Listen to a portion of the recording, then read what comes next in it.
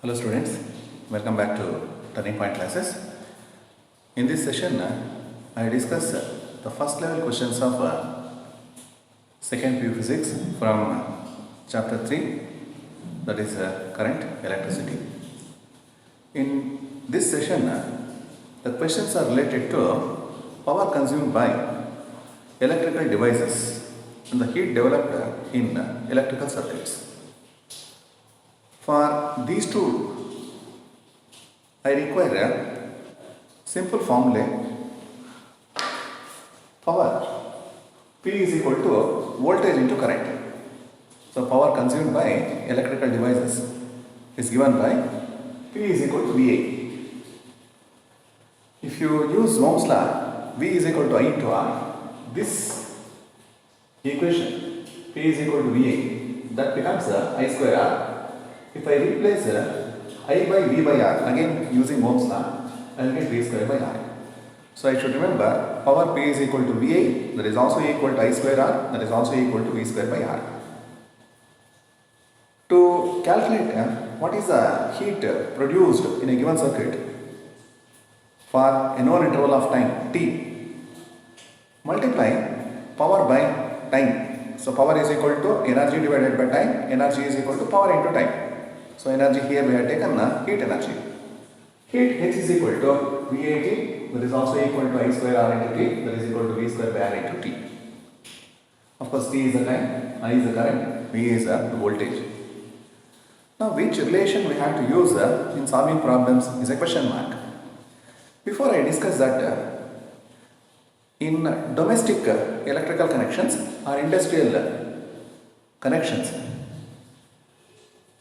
the electrical devices are connected in parallel. So starting from say fan, light, geyser, oven, so many other electrical devices what we use. All these are connected in parallel. So in parallel connection, the advantage is any desired gadget can be switched on or switched off without disturbing the remaining. In parallel connection, the voltage across all devices is constant, but the current drawn by them depends on what is the power of the electrical gadget.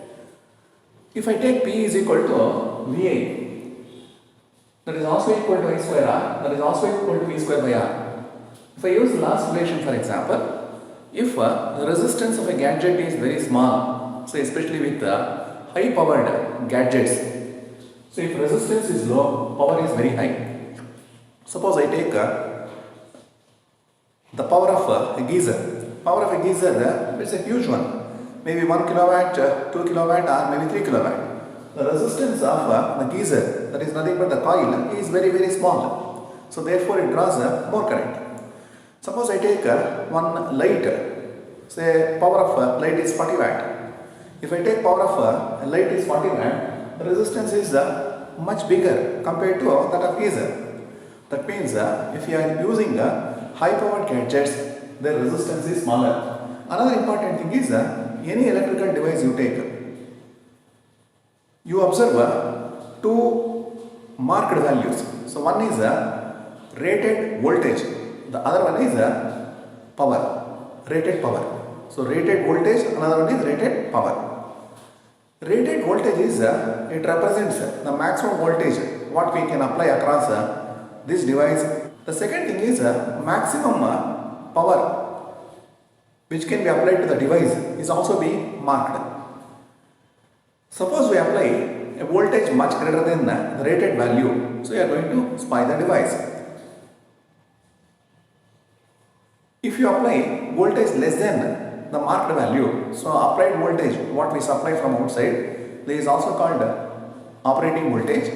If it is less than the marked value, the power consumed by the device is less. So these are the points what we should remember. With this, which equation we have to use is a question mark. Very simple one. If you are dealing with a circuit where you find voltage is constant, make use of P is equal to V square by R. If you are finding heat, make use of H is equal to V square by R into T. Suppose you find in a circuit where the current is constant, If current is constant, which means the circuit elements are in series, then you make use of P is equal to I square R, or if you are finding heat, H is equal to I square R into T. This much is enough. Let us start the first problem. An electric lamp is rated 220 volt and 100 watt. The power consumed by it when operated on 110 volt. That means the rated value of the lamp is 220 volt and 100 watt. So power is given as 100 watt. The rated voltage is 220. Now the next line says calculate what is the power consumed when it is operated on 110 volt. So that means voltage now it has become less.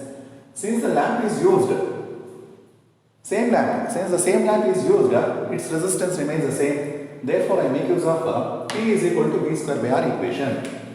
So for the first one, P is equal to V square by R. Since R is the same in both the cases, P is proportional to V square R. So in one case, 100 watt power, it gives out 100 watt power, or it consumes 100 watt power when the voltage is 220 square value. Now we are asked to find out what is the power consumed. I take it as P dash. It is proportional to, now voltage applied is 110. Take the ratio. P dash by 100 is equal to 110 whole square by 220 whole square. So I have taken 110 by 220. Both of them are raised to power 2. So this one is 2 times. 1 by 2 whole square is nothing but 1 by 4. P dash is equal to 100 by 4, that gives us 25 watt. So this is the answer. So the next question. In the next question, two heater wires of equal length and size. Size represents, can take it as diameter, thickness or area. Are first connected in series and then in parallel. The ratio of heat produced in the two cases is. Now both of them have identical length and area of cross section. Resistance will be one and the same because resistance is proportional to length, inversely proportional to area of cross section. Nothing is mentioned about the material. Therefore we take both of them are having same resistance. First they are connected in series, next they are connected in parallel. Find out what is the heat produced in the two cases. So when you connect the two resistors in series across some voltage say V, I can replace both of them by a single resistor, that is nothing but effective resistor whose resistance is 2R connected across voltage V. Here also you can do the same thing. Both the resistors are replaced by single resistor, that is R by 2 connected across V.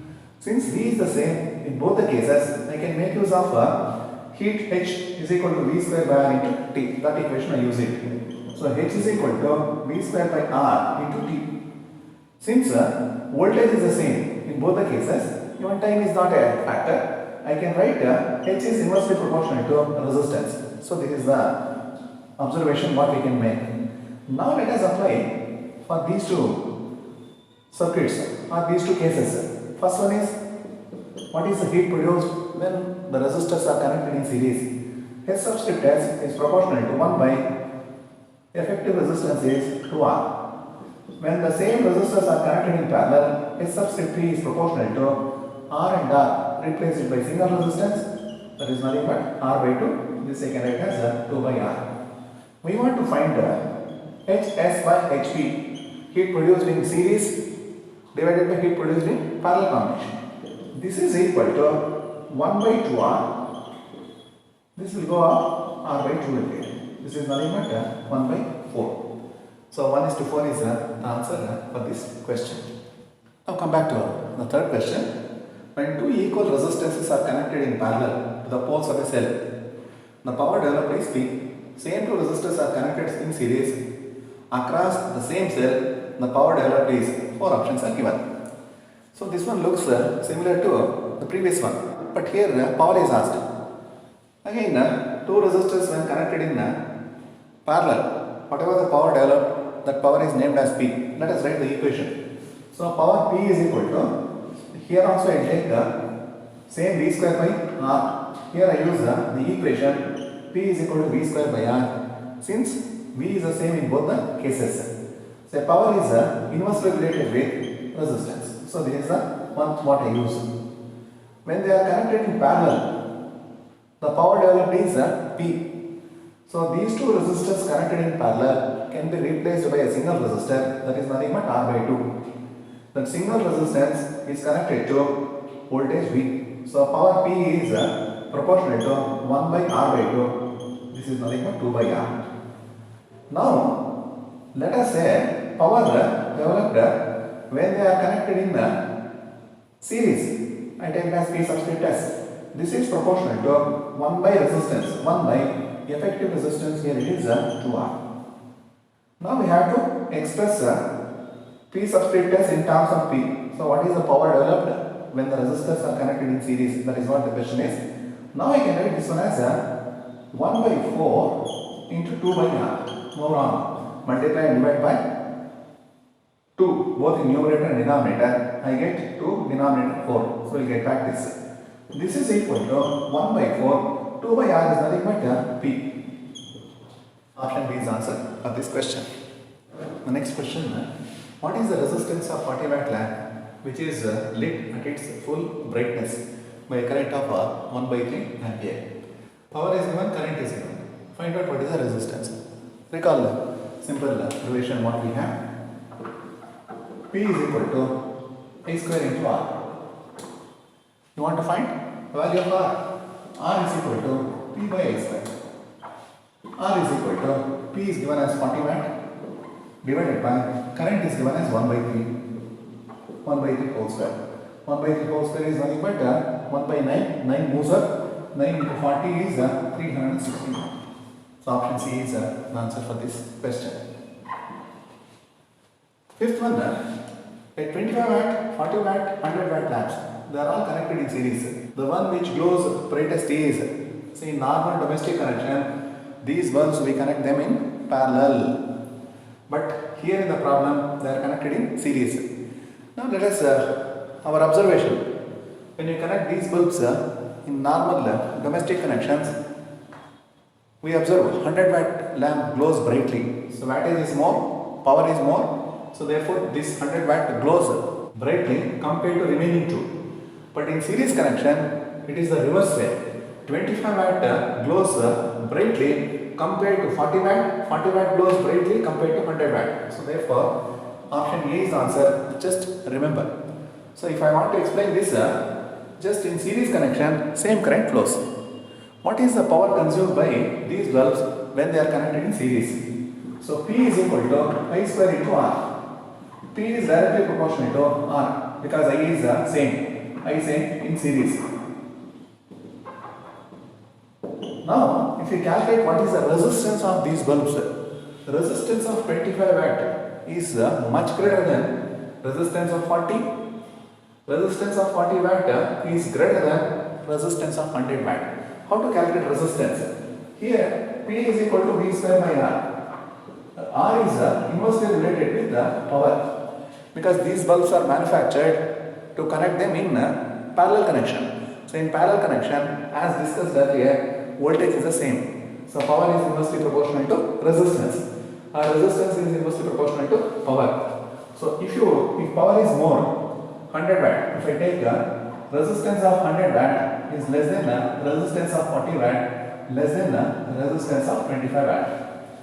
That means 25 watt has got largest resistance. Therefore, the power consumed when these bulbs are connected in series is more across 25 watt bulb. So this we have to remember. Instead of doing this, remember this standard question. The next one, sixth one. In an ordinary electric heater, if the length of the coil is halved, that means made 1/2 of the initial length, then the given quantity of water will boil in. Here, normal heater, domestic connection, H is equal to V square by R into time into T. What is given? First one, let us take the length is L. So resistance of wire is proportional to length of the wire, length of the coil this is. So therefore, I can replace this R by L. Since in domestic connection V is the same, I simply drop it and put one proportionality sign. H proportional to T by R is proportional to L. I write it like this. So H1 proportional to T1 by L. So here H1 is the heat produced in time T1, and of course T1 is the time to boil water when length of the coil is L. Now what is given? The coil's length is reduced to half. Now the heat produced, let me take it as H2 proportional to time taken, let me mark it as T2, and the length now it has become L by 2. This gives us 2T2 by L. Now to boil water, the quantity of heat what we supply should be the same. Therefore, H1 is equal to H2. H1 is equal to H2 to boil water of same quantity. This gives us T1 by L is equal to 2 times T2 by L. Simplification. This is cancels. So T2 is equal to half of T1. So T1 is the first line. For the first line, T1 is the time taken to boil water when the length of the coil is L. T2 is the time taken to boil water when the length of the coil is half of the initial length. So that means now it takes half of the initial time, less time. So this is the answer. Of course, this is also a standard question. No need to do so much. Simply we have to remember fifth one as well as sixth one. With this, I end today's session. In case you have not watched my previous videos, link is provided. Go to that link and view previous videos. If you are not subscribed to Turning Point Classes, subscribe to Turning Point Classes. Share the link with your friends and like the video. We'll come back to next class. God bless you.